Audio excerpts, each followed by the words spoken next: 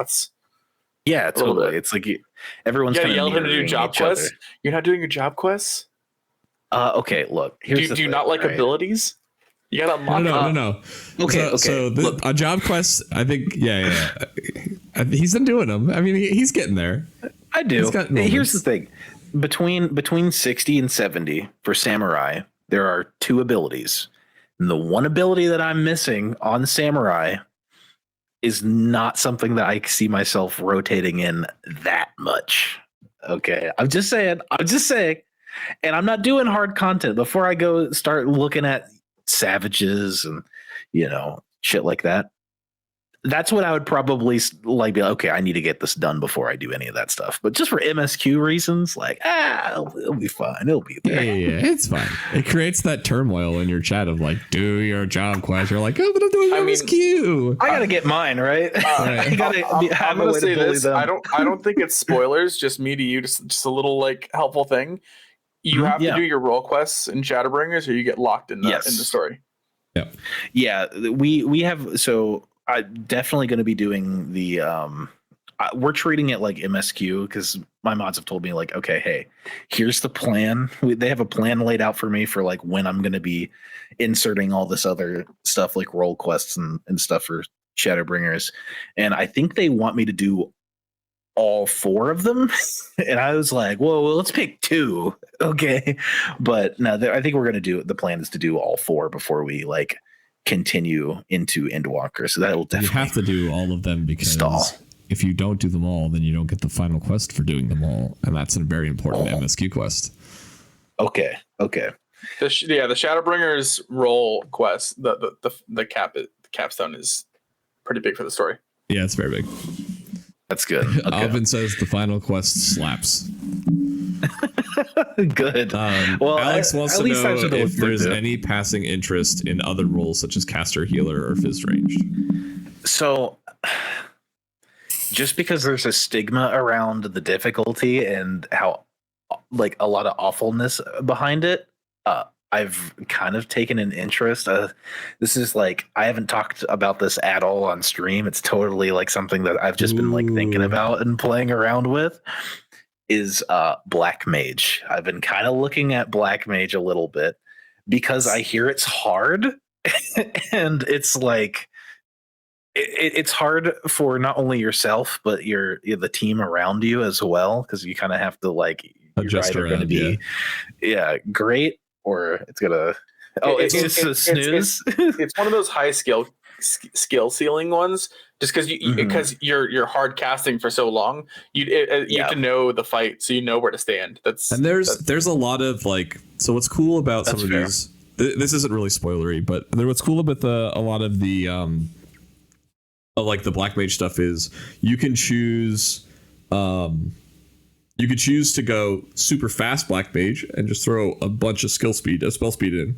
Or you can choose to go super crit, which is just super slow, and you just have to kind of time yourself right to be able to slide cast out of the way, and be able to just, make those big gigantic hits. Both are very viable, but they're both very, very, very different builds. So your rotation is a lot faster because they don't have a lot of OGCD. Well, so X can play Black Mage. Y'all can do it too. That was what you gotta run a VPN so you get like the perfect ping to slide cast. Sure. I just learned about like slide casting and stuff recently because like with Samurai, you kind of don't have to do. There's not a whole lot of like charge up abilities. You kind of just like slap something with a stick and it dies. And Dark Knight is kind of the same way for the most part. I mean, it's only like I think we're at like level 57, so like we're slowly but surely making our way up to the point where we can actually use it in MSQ. That being said, I think the inverse of that is also something I've been thinking about is White Mage, just because I am. But that being said, like healing has never been something that's like been ever on my radar in any game across the board. Like healing. What am I, a girl? No, I don't want to heal and be the backbone of the team. Nah, I want to do big damage. You should look at Sage. Sage is one of those classes that it's not really a spoiler. It's just the build of the class. You throw Guardian onto somebody, and then you can do damage, and that damage also equates to healing. So you can still do like fun. big, you get to be God. big DPS. Yeah. Well, also maybe I could start like getting some revenge and pulling people into holes the way that I've been getting pulled into holes for like the last I have a macro for you. You put a big target on your back, Wraith, with that statement. I have a macro for you. Coming for you with their rescues. Play Sage, and I have a macro for you. I call it the Ritz Killer 9000. It's amazing. Sage has a gap closer, so you rescue and gap close back to back with one button press, and you just pull someone into a tank buster and you gap close out. You rescue them into the bad, and then you rescue yourself out of the bad. That's pretty good. I think I have a couple of people. I'm looking right into the camera. I have a couple of people who I'd love to do that to. That sounds wonderful. Be God, yeah. Be the rescue God, and then get away, run away. Oven says, "Try me." Yeah, I mean, I've never really just been like a healer person. Like the quote unquote healer in Destiny is Warlock. I don't know how much you guys know about Destiny, but it's like not a healer. Like you have like 2 healer abilities. Healer-ish abilities. You get the pool. The pool's a healer. You can heal in the pool. That's it. But that's it. But then like the rest of it is just like the fattest damage possible. Also at the same time, they get to do both, which is great. No, if you're not Void Warlock, then what are you doing? Oh, dude, I was born to Nova, forced to well. That's the life of a Warlock man. Oh my god, I'm a Warlock man, and well skating definitely changed the game a little bit. I was like, oh, this looks pretty good. But yeah, like healer's never been on my radar too much. But I think especially the way that FF14 like incentivizes you to play things outside your comfort zone for the extra bit of like narrative depth that it brings to the table is something that like Blizzard couldn't dream of doing something that like narratively complex, you know. I mean, they're still trying to figure out like in WoW, right? You're not the center of attention, right? You're just a guy who helps out versus you know, you're the warrior of light, or in Wraith's case, the warrior of beating ass. The warrior of beating ass. There's ass out there, and I will beat it. That's right. Warrior of darkness, warrior of light. No, warrior of beating ass. That it doesn't matter which dimension I'm in or whatever it is.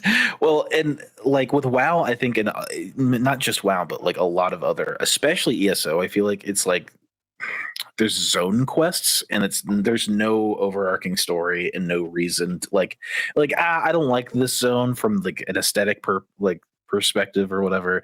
I'm just gonna skip it. I don't need to be here. I can just go somewhere else. Right. And there's always that kind of mentality where it's like you get to be very picky and choosy, and there's not. Like, there are definitely zones I've been to where I've just kind of been like, this may not be my aesthetic, and then the story is like super good in FF14 in comparison. And yeah, I think like putting you at the front like focus of the story is really, really good for some people, but for like a classic, like I've been playing WoW since launch and old school RuneScape since 2007. Yeah. What the fuck is the story shit going on here? You know, it's different. So Noble says Final Fantasy XIV healing is like Atonement Priest healing. I don't have a recollection of that because I didn't play enough WoW to make that connection. But so I watched someone. I was watching a streamer earlier who's done a lot of WoW, and they were reacting to another WoW streamer. I don't remember who it was, but they were just doing Ifrit Extreme Mine, and he was playing Astro, and he was just constantly throwing out heals. He didn't throw like a single dot in, a single bit of damage. And so that's one thing. I don't have no experience like raiding in WoW if you do anything like that, but definitely like if that's true for WoW, how if you're a healer you just constantly pump out heals, it's definitely different in 14 because you're you're really you're a green DPS, and then you just mitt the raid wides. 100%. You're like, oh shit, everyone took damage. Heal real quick. All right, back to damage. So That's cool. But yeah, so I think kind of wrap up this section